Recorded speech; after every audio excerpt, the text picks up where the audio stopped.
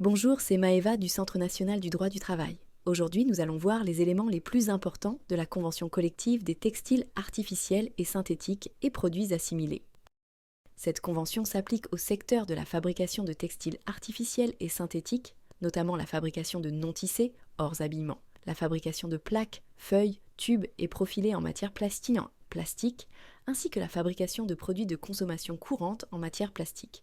Les métiers concernés comprennent principalement les ouvriers et techniciens de l'industrie textile, comme les mécaniciens de maintenance textile, et les spécialistes de la fabrication de fils et fibres artificielles et synthétiques. Il est important de noter que cette convention collective a fusionné avec la Convention collective nationale de l'industrie textile, IDCC 18, qui est désignée comme branche de rattachement.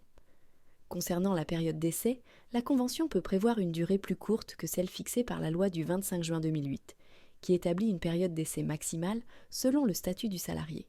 Cependant, si la convention a été signée avant 2008 et prévoit une durée inférieure à la durée légale, ces dispositions ne s'appliqueront pas.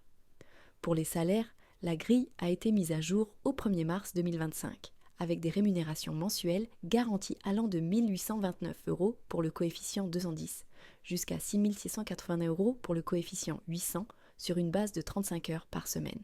Cette échelle de rémunération reflète la structure des classifications professionnelles dans le secteur. En ce qui concerne les primes, bien qu'il n'y ait pas d'obligation légale pour les employeurs, la convention collective peut prévoir un régime spécifique. Le montant des primes dépend généralement de l'ancienneté, qui inclut les interruptions de travail comme les congés de maternité.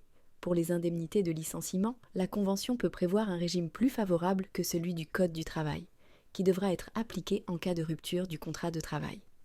En matière de formation professionnelle, la Convention aborde également les dispositions relatives au développement des compétences des salariés. Il convient de souligner que, comme pour le SMIC, les salaires conventionnels servent de base minimale et les entreprises ont la liberté d'adapter les rémunérations et avantages en fonction de leurs ressources financières et perspectives économiques. Enfin, il est essentiel de rappeler que lorsqu'il existe un conflit entre les textes légaux du Code du travail et la convention collective, c'est toujours la disposition la plus favorable aux salariés qui s'applique. N'oubliez pas de vous abonner à la chaîne pour ne pas manquer les futures vidéos sur la convention collective des textiles artificiels et synthétiques et produits assimilés et de mettre un like si ce contenu vous a plu. Pour commander votre convention collective à jour, vous pouvez vous connecter sur le site du Centre national du droit du travail. Merci et à bientôt.